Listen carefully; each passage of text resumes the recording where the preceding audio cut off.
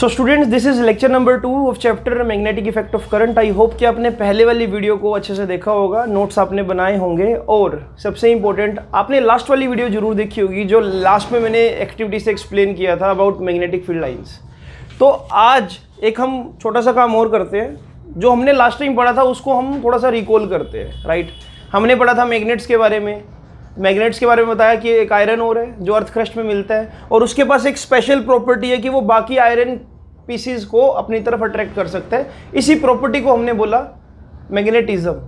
Secondly फिर हमने पढ़ा आप कि मैग्नेट का ओरिजिन क्या है। अर्थ एक बहुत बड़ा मैग्नेट है, वो कैसे मैग्नेट है सारा कुछ मैंने आपको डिटेल में बताया, और how you can identify poles of magnet, कि मैग्नेट के दो पोल्स नॉर्थ और साउथ कैसे आइडेंटिफाई करोगे। फिर हमने ये चीज़ भी पढ़ी कि किसी भी करंट कैरिंग स्ट्रेट कंडक्टर के आसपास भी मैग्नेटिक फील्ड बनता है, क्लियर। और लास्ट जो टॉपिक था वो था कि मैग्नेटिक फील्ड लाइंस नाम की कोई चीज़ है, वो इमेजिनरी लाइंस ऑफ फोर्स जो मैग्नेट के आसपास होती है, उसको आप देख तो नहीं सकते लेकिन ऑब्जर्व तब कर पाओगे जब आसपास आयरन फिलिंग्स को बिखेर दोगे, क्लियर है।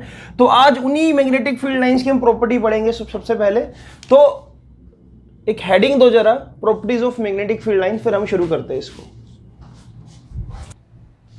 तो सबसे पहली प्रॉपर्टी बच्चों जो मैं अभी लिखवा रहा हूं फिर मैं एक्सप्लेन भी करता हूं, मैग्नेटिक फील्ड की डायरेक्शन भी होगी और उसका कुछ ना कुछ मैग्नीट्यूड भी होगा, क्लियर है। वो मैं आपको बताता हूं अभी कैसे। तो पहली प्रॉपर्टी पहले लिख लेते हम। Magnetic field lines always travel from north pole to south pole outside magnet and south pole to north pole inside magnet. अब देखो ये मुझे पता कैसे लगा एक्चुअल में।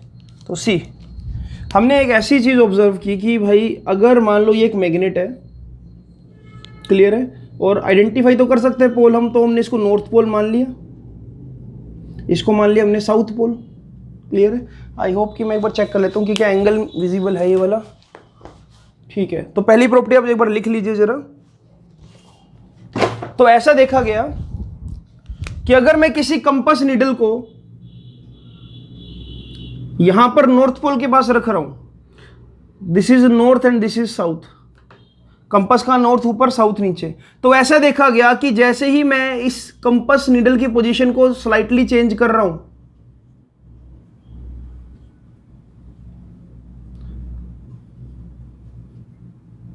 जो कंपास नीडल का नॉर्थ है वो शिफ्ट होते होते ऐसे साउथ की तरफ आ गया। मतलब कंपास रखी यहां पर इस तरह से, सपोज ये जो कैप है that is north pole of needle, तो सबसे पहले यहां पर, फिर ऐसे शिफ्ट हुआ, फिर ऐसे शिफ्ट हुआ, फिर ऐसे शिफ्ट हुआ, और फिर घूमकर ऐसे आ गया। इससे अपने को ये पता लग रहा है कि भाई जो मैग्नेटिक फील्ड लाइंस है वो नॉर्थ पोल से साउथ पोल की तरफ जा रही है। डायरेक्शन कैसे, देखो आप ऐसे समझ सकते हो, direction of north pole of magnetic compass gives direction of magnetic field lines. मैं दोबारा से इसको एक्सप्लेन करता हूं, एक बार ध्यान से देखना जरा। ऐसा देखा गया बच्चों कि अगर मैं किसी कंपास नीडल को या किसी मैग्नेटिक कंपास को मैं यहां पर रख रहा हूं, तो ये देखने को मिला कि नॉर्थ ऊपर साउथ नीचे, जो कि बिल्कुल नेचुरल बात है। नॉर्थ यहां पर तो आएगा नहीं, अट्रैक्ट होकर रिपेल होगा, तो इसलिए ऊपर नॉर्थ पोल इस कंपास नीडल का। स्लाइटली यहां पर लेकर गया तो ये ऐसे शिफ्ट हो गया, नॉर्थ यहां पर साउथ यहां पर। स्लाइटली अगर यहां लेकर आया तो कुछ ऐसे हो गया, नॉर्थ यहां पर साउथ यहां पर, और बिल्कुल जब साउथ के पास लेकर आया तो नॉर्थ बिल्कुल नीचे शिफ्ट हो गया और साउथ ऊपर। तो इससे अपने को पता लग रहा है कि नॉर्थ पोल की डायरेक्शन देखो कैसे है, ऐसे है। तो मैं बोलूंगा कि मैग्नेटिक फील्ड लाइंस नॉर्थ से साउथ की तरफ ट्रेवल कर रही है, क्लियर है। तो यही मैंने लिखा ना, direction of north pole, repulsion of north pole लिख दूं तो ज्यादा बेटर रहेगा। नॉर्थ पोल जिस डायरेक्शन में रिपेल हो रहा है उसी डायरेक्शन को मैंने बोल दिया मैग्नेटिक फील्ड लाइंस की डायरेक्शन। क्लियर? तो बुक में सिर्फ आपको यह मेंशन होगा कि डायग्राम आपने जो बनाना है वो ऐसे बनाना है। देखो, अगर आपने एक मैग्नेट बनाया इस तरह से, तो आपको हमेशा इस बात का ध्यान रखना है, अगर ये नॉर्थ पोल है और ये साउथ पोल है तो आपने ऐसे दिखाना है फील्ड लाइंस को, नॉर्थ से ओरिजिनेट हुई साउथ में, नॉर्थ से ओरिजिनेट हुई इस तरह से साउथ में, ऐसे ऐसे, राइट, इस तरह से और ऐसे। ठीक है, ध्यान रखना, मतलब ये आपस में कहीं इंटरसेक्ट ना करे। नॉर्थ से बाहर निकलते हुए एरो दिखाने हमेशा, जैसे कि नॉर्थ से बाहर निकलते हुए एरो ये ना, और साउथ के अंदर एंटर होता हुआ एरो दिखाना है आपने। क्लियर? इस तरह से, और ऐसे यहाँ पर दिखा दो कि साउथ में एंटर हो रही है और नॉर्थ से बाहर निकल रही है। अंदर की तरफ साउथ से नॉर्थ, तो एरो ऐसे दिखा देना। This is exact representation of magnetic field lines around a bar magnet. They always travel from north pole to south pole outside the magnet and south pole to north pole inside magnet. This is the way how you can write. ये question board exam में 3-4 बार आ चुका है पिछले 5 सालों में, तो इसलिए बहुत इंपॉर्टेंट है। पहली प्रॉपर्टी आई होप कि आपको क्लियर होगी कि फील्ड लाइंस नॉर्थ से साउथ बाहर ट्रेवल करेगी और अंदर की तरफ साउथ से north. Second property, magnetic field lines, MFL लिख रहा हूं इसको मैं, magnetic field lines always form continuous and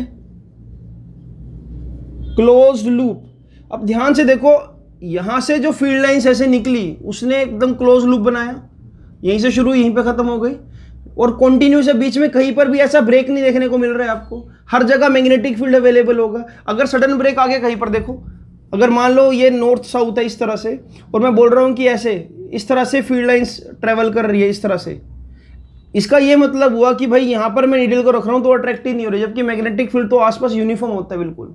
अगर बीच में फील्ड लाइंस के बीच में स्पेसिंग है, अगर ब्रेकेज है, तो यानी कि यहां नीडल्स अपने आप अट्रैक्ट नहीं कर रही है, लेकिन और कहीं भी रख रहा हूं तो अट्रैक्ट हो रही है। ये तो ऐसा नहीं होता बिल्कुल भी। तो मैं आपको सिंपल सा जो बता रहा हूँ ये है कि मैग्नेटिक फील्ड लाइंस यहां से शुरू होगी, यहीं पर खत्म होगी, और बीच में कोई भी ब्रेकेज नहीं आएगा किसी भी तरह का। There is no sudden break, they always form continuous loop and close loop. Third property, ये सब कुछ ऑब्जर्व्ड है पहले से ही, वरना अगर बीच में सडन ब्रेक होता, कल जो मैंने आपको एक्सपेरिमेंट दिखाया था वो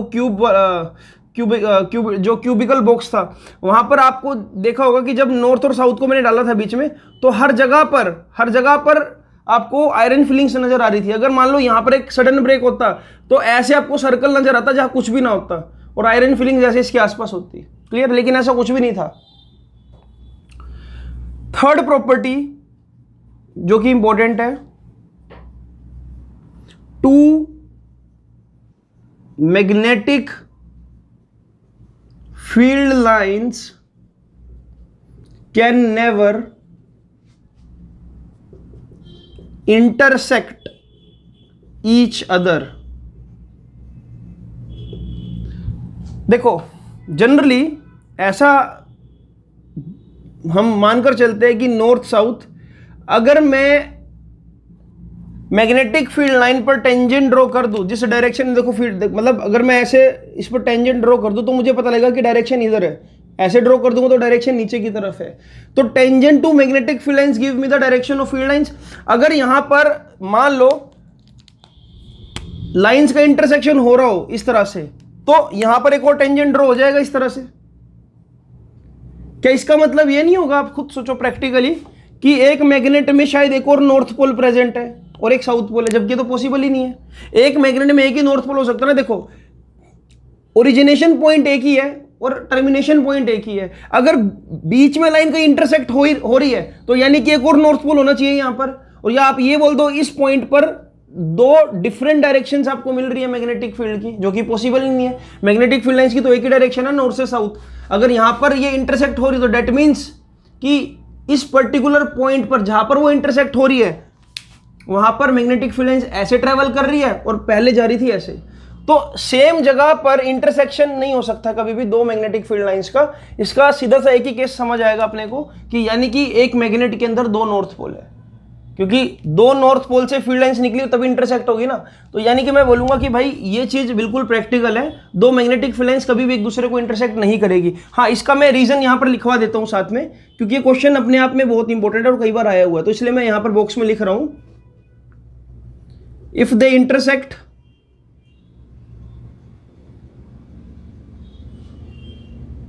there will be two different directions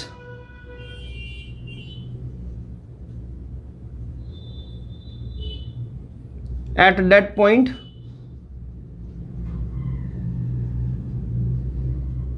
two different direction of magnetic field lines at that point which is impossible। आप ये लिख दो, यही इसका आंसर होगा। क्लियर है बच्चों? राइट, तो ये बहुत इंपॉर्टेंट पॉइंट है, थर्ड पॉइंट इस पे, क्योंकि इंडिविजुअल क्वेश्चन भी बनते हैं अलग से।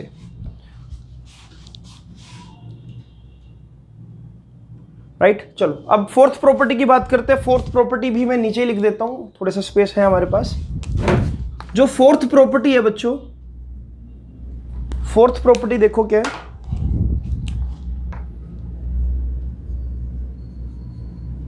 Magnetic field lines, magnetic field lines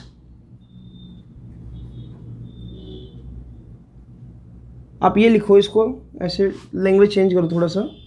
if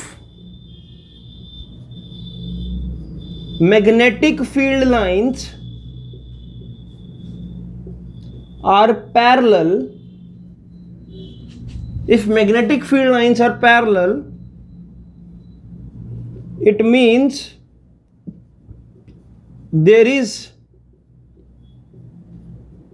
uniform magnetic field at that place। अगर किसी रीजन में बच्चों मैग्नेटिक फील्ड कुछ इस तरह का है, बिल्कुल ऐसा,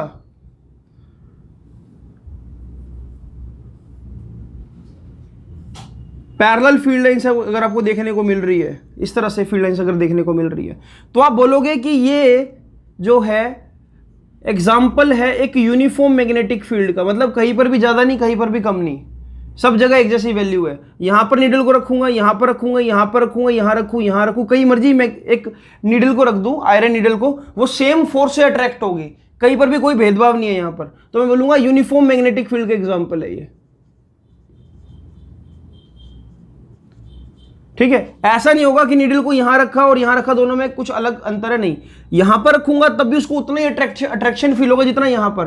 तो मैं बोलूंगा कि ये जो फील्ड है इस तरह का, जो पैरेलल मैंने मैग्नेटिक फील्ड लाइंस बना रखी है, तो ये रिप्रेजेंट करती है कि uniform magnetic field at that place. Clear?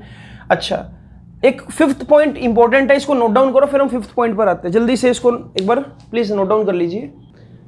चलो अब जो फिफ्थ प्रॉपर्टी है उसको डिस्कस करते हैं बच्चों, ये बहुत इंपॉर्टेंट है।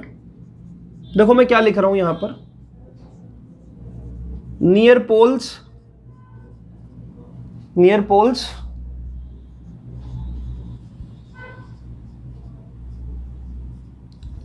magnetic field lines are present very close to each other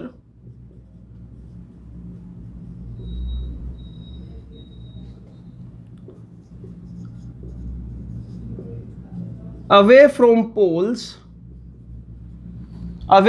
poles। अच्छा, इसको पहले हम कंप्लीट ही कर लेते हैं। Near poles magnetic field lines are present very close to each other, it means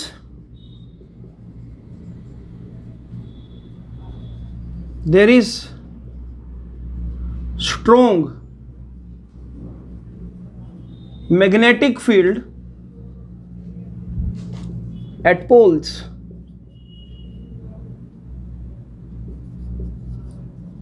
Away from poles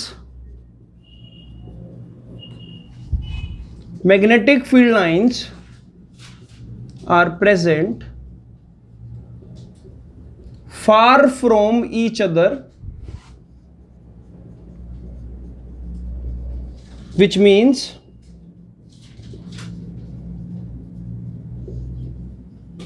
weak magnetic field. अब मैं आपको कल वाली एक्टिविटी से याद दिला रहा हूं। कल वाली एक्टिविटी में कुछ ऐसा था, अगर आप थोड़ा सा विजुअलाइज करो,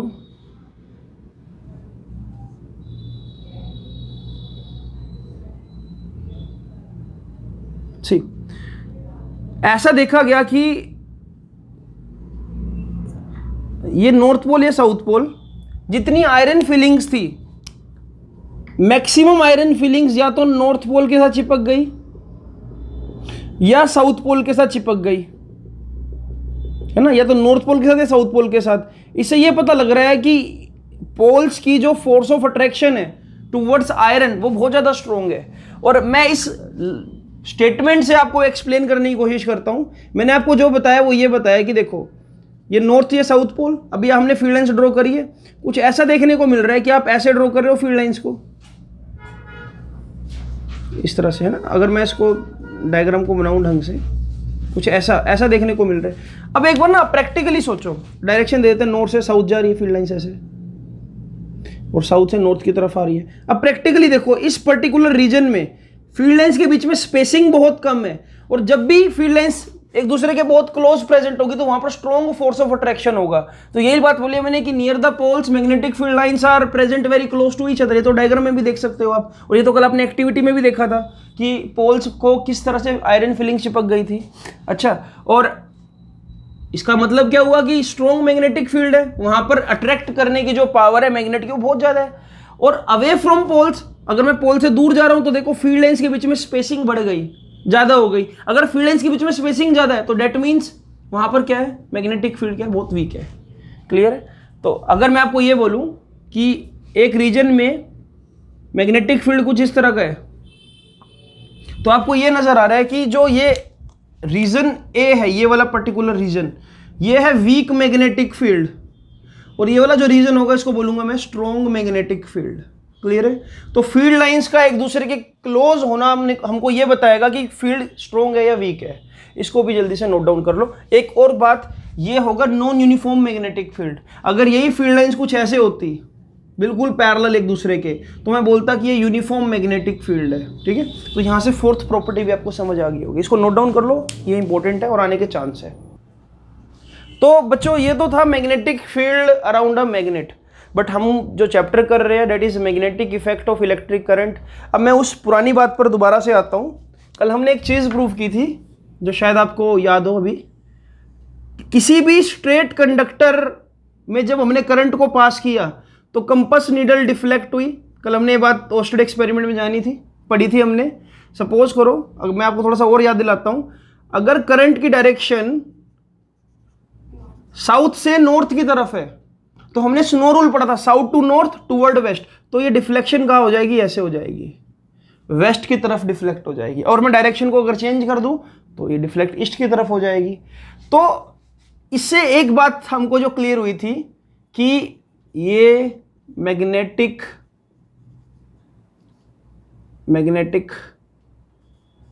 फील्ड क्रिएट कर रहे हैं, है ना। लिख देता हूं, magnetic field is created by current carrying conductor, triple C. ठीक है, अब सुनो, फिर क्वेश्चन अराइजेस कि भाई इसका मैग्नेटिक फील्ड दिखेगा कैसा, है ना, इसका मैग्नेटिक फील्ड होगा कैसा, शक्ल क्या होगी उसकी। तो वो चीज फाइंड आउट करने के लिए एक छोटी सी एक्टिविटी है, तो आप चाहो तो लिख सकते हो। मैं पूरा डिटेल में आपको बता रहा हूं, एनसीईआरटी में एक्टिविटी मेंशन है। How can we figure out shape of magnetic field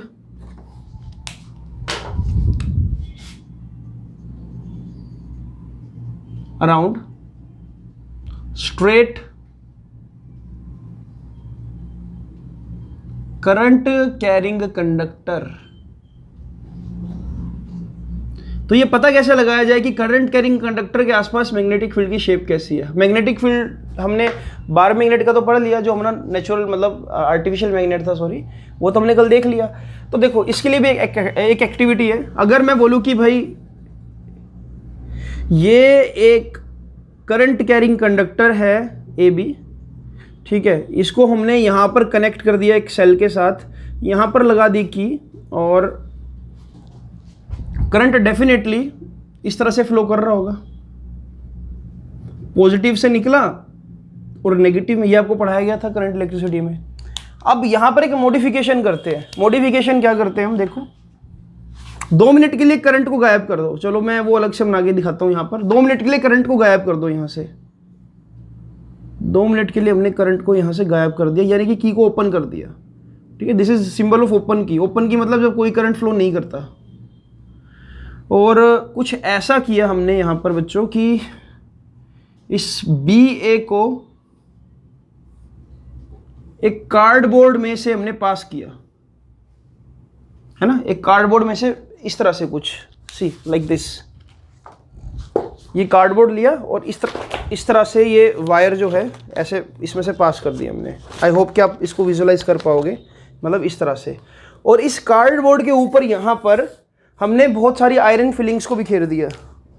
ठीक है, यहाँ पर हमने बहुत सारी रैंडमली आयरन फिलिंग्स को बिखेर दिया। आयरन पाउडर समझ लो, है ना, ऐसा सब्सटेंस जो मैग्नेट से अट्रैक्ट हो जाए, तो हमने वो ऐसे यहाँ पर रैंडमली डिस्ट्रीब्यूट कर दिया। आयरन फिलिंग्स जो ना कार्डबोर्ड, और कार्डबोर्ड को थ्रेड करता हुआ ये कंडक्टर ऐसे ऊपर की तरफ जा रहा है। ओके, अभी समझ पा रहे हो सिनेरियो। अब स्टेप नंबर 3, अब अगर आपने ये तैयार कर लिया तो एक बार आप की को क्लोज कर दो। जब आप की को क्लोज करोगे, अच्छा स्टेप नंबर 2 को आप बना लो, क्योंकि स्टेप नंबर 3 में इसके अंदर ये बना के दिखा रहा हूँ आपको। क्लियर, ये अगर आपने बना लिया तो देखो, जैसे ही मैं की को क्लोज करूंगा, ये पॉजिटिव ये नेगेटिव करंट यहाँ से निकला, करंट यहाँ पर एंटर हुआ, करंट यहाँ पर एंटर हुआ, करंट यहाँ पर गया, और करंट वापस सेम नेगेटिव में खत्म। अब आपको पता है कि करंट कैरिंग कंडक्टर आसपास मैग्नेटिक फील्ड बनाता है, ये हमने ओस्टेड एक्सपेरिमेंट में प्रूफ कर दिया है। यानी कि अगर ये बहुत सारी आयरन फिलिंग्स है और ये आयरन फिलिंग्स इस करंट कैरिंग कंडक्टर के मैग्नेटिक फील्ड में होगी, तो डेफिनेटली ये भी अपने आप को उसी तरह अलाइन कर लेगी जैसे इनको कल मैंने बार मैग्नेट के आसपास रखा था। बार मैग्नेट के आसपास आपने देखा किस तरह से पैटर्न बन रहा था। क्लियर, ऐसे ही यहां पर भी पैटर्न बनेगा। वो पैटर्न कैसा होगा, जैसा पैटर्न बनेगा वही क्या होगी, shape of magnetic field around a current carrying conductor. तो देखो ये जितनी भी आयरन फिलिंग्स थी बच्चों, जितनी भी आयरन फिलिंग्स थी, वो कुछ ऐसा देखने को मिलेगा आपको कि आयरन फिलिंग्स ने इस करंट कैरिंग कंडक्टर के आसपास, थोड़ा सा मैं इसको और 3D में, इसको ना एक काम करते हैं, थोड़ा सा आपके लिए मैं जूम कर देता हूं। अब ध्यान से देखना क्या होने वाला है। इन आयरन फिलिंग्स ने कुछ ऐसी शेप बना दी,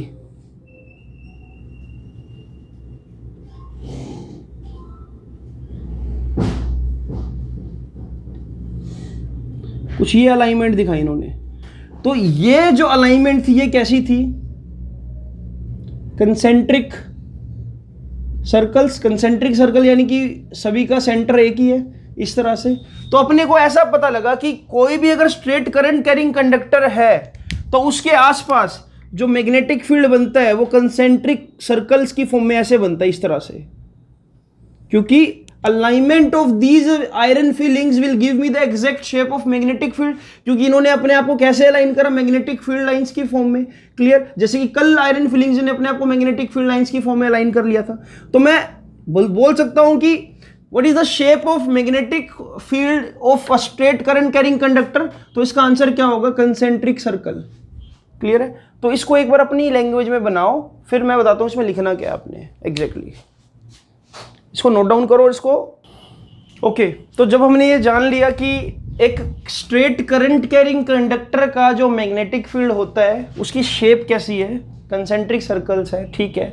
फिर क्वेश्चन अराइजेस कि भाई उसकी डायरेक्शन क्या होगी। अब एक नॉर्मल मैग्नेट के लिए तो बताना इजी है कि नॉर्थ से साउथ। यहां पर नॉर्थ और साउथ तो आइडेंटिफाई नहीं कर सकते आप, ये तो सर्कल बन रहा है, सर्कल में क्या नॉर्थ और क्या साउथ। तो इसके लिए भी एक छोटा सा हम एक्टिविटी कर सकते हैं बच्चों। मैं मैग्नेटिक कंपास को जब बीच में कहीं प्लेस करूंगा यहां पर, तो जहां पर नॉर्थ पोल डिफ्लेक्ट होगा क्या वो साउथ की तरफ की डायरेक्शन होगी। और या ऐसा बोल दूं, देखो ये नॉर्थ या साउथ एक मैग्नेटिक कंपास का। अगर नॉर्थ यहां पर डिफ्लेक्ट हो रहा है, इस तरह से घूम रहा है, तो मैं डेफिनेटली बोलूंगा कि इस साइड क्या साउथ है। क्लियर? ये साउथ पोल बन रहा होगा। तो ऐसा देखा गया कि जैसे ही आप इस मैग्नेटिक कंपास को इन कंसेंट्रिक सर्कल के बीच में लेकर जा रहे हो तो नॉर्थ साउथ डिफ्लेक्ट हो रहा है। डेफिनेटली वो मैग्नेटिक फील्ड की वजह से डिफ्लेक्ट हो रहे होंगे, बट डायरेक्शन को अगर फाइंड आउट करना तो आपको कंपास चाहिए। अदरवाइज एक और भी शॉर्टकट है अपने पास, how you can find the direction of magnetic field lines around a straight conductor. इसके लिए हमारे पास एक रूल है, उस रूल को हम बोलते हैं राइट हैंड थंब रूल, जो कि बहुत इंपॉर्टेंट है और कई बार एग्जाम में पूछा जा चुका है। इनफैक्ट 2020 बोर्ड एग्जामिनेशन में भी आया हुआ था। राइट हैंड थंब रूल क्या होता है, अब इसको हमको समझना है। देखो पहले मैं लैंग्वेज लिखवा रहा हूं, फिर मैं समझाता हूं, ठीक है? पहले लैंग्वेज लिखते हैं। Hold a straight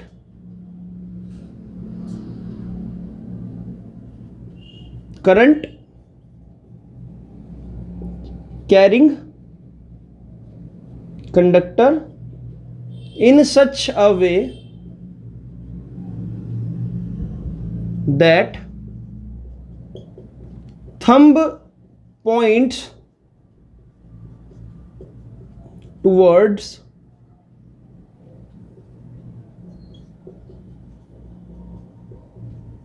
direction of current, then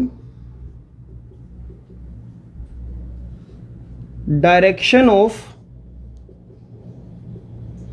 curling of fingers gives us direction of magnetic field lines around it। अब इसका मीनिंग जान लो यार, पहले मीनिंग इंपॉर्टेंट है। जो मैंने लिखवाया इसको नोट डाउन करने से पहले इसको मतलब जान लेते हैं। देखो अगर मुझे ये फाइंड आउट करना है कि जैसे for example this is a straight current carrying conductor, और इसमें जो करंट की डायरेक्शन है हम ऐसा बोलते हैं कि करंट मान लो ऊपर की तरफ फ्लो कर रहा है। ये मैंने एरो बना दिया, ठीक है?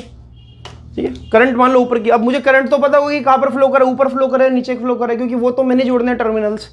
तो ये करंट कैरिंग कंडक्टर जिसमें करंट ऊपर की तरफ फ्लो कर रहे हैं, तो according to right hand thumb rule आपने क्या करना है, read the first line, hold a straight current carrying conductor in such a way. अच्छा एक चीज और मिसिंग है इसके अंदर, hold a current carrying conductor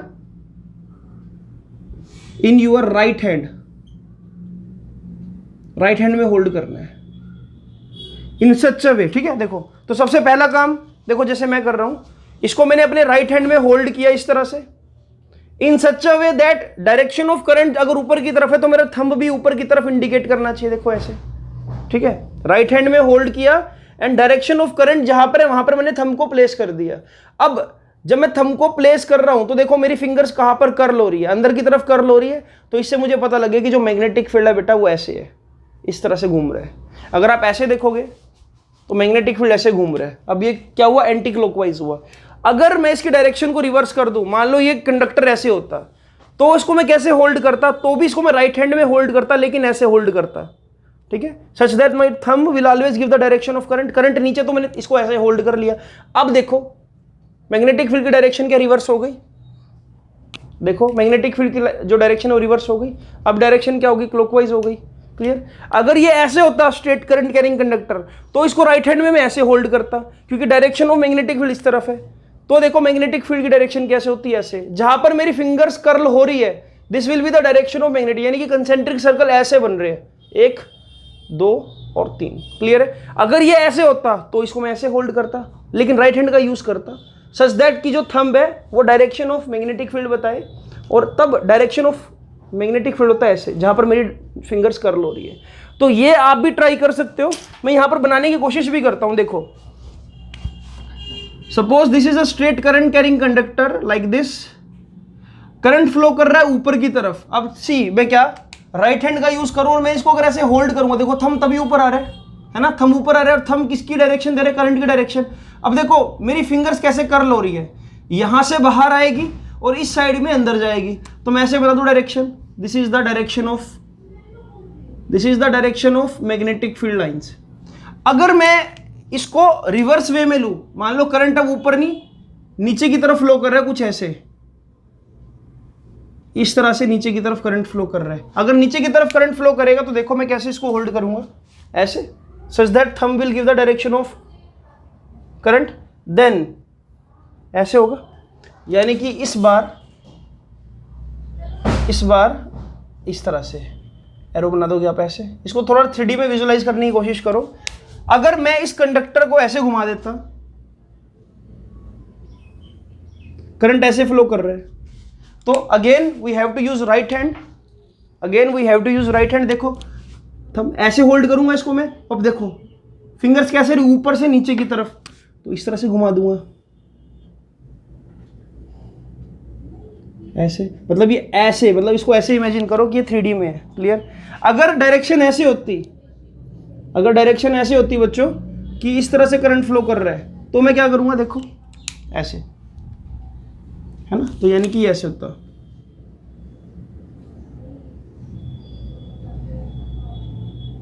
इस तरह से। आई होप कि आपको अब रूल समझ आ गया होगा। अब देखो लैंग्वेज पढ़ो। Hold a straight current carrying conductor in your right hand in such a way that the thumb points towards the direction of current, and then direction of curling of fingers will give you the direction of magnetic field lines. Clear? तो इस तरह से हम क्या direction को find out कर सकते हैं, कौन से रूल से, राइट हैंड थंब रूल से। आई होप कि आपको ये चीज क्लियर आ गई होगी बच्चों, ठीक है। फिर एक और क्वेश्चन आता है यहां पर, सुनो जरा, ये भी बहुत इंपॉर्टेंट है।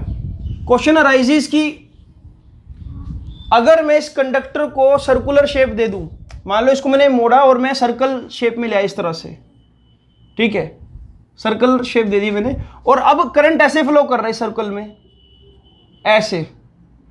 करंट की शेप क्या है, क्लॉकवाइज या एंटी क्लॉकवाइज? देखो जरा ध्यान से, करंट की shape anti clockwise, sorry clockwise, इसमें है क्लॉकवाइज शेप, और इसमें क्या है, एंटी क्लॉकवाइज। अगर मैं ऐसे फ्लो करा दूं, अब क्वेश्चन ये आता है कि भाई जब वायर ही आपने मोड़ दी तब कैसे मैग्नेटिक फील्ड निकालोगे, तब कैसे डायरेक्शन फाइंड आउट करोगे? तो इसके लिए भी हमारे पास रूल है। देखो अब डायरेक्शन ऑफ करंट में अपने पाम को घुमाओ इस तरह से, देखो जैसे कि डायरेक्शन ऑफ करंट आपकी इस तरह से, तो देखो मैं अपनी हथेली को ऐसे घुमा रहा हूं करंट की डायरेक्शन में।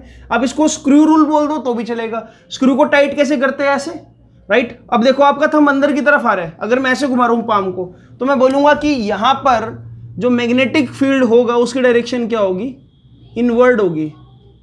अब अगर मैं इसकी डायरेक्शन को रिवर्स कर दूं तो कैसे होगा, देखो इस तरह से, ऐसे। अगर अब इसकी डायरेक्शन में अगर मैं पाम को घुमाऊं तो देखो थंब बाहर की तरफ आ रहा है, तो यानी कि यहां पर डायरेक्शन क्या होगी मैग्नेटिक फील्ड की, आउटवर्ड। क्लियर है? अच्छा, अब एक चीज और देखो, हम फिजिक्स में इनवर्ड को क्रॉस से दिखाते हैं और आउटवर्ड को डॉट से दिखाते हैं।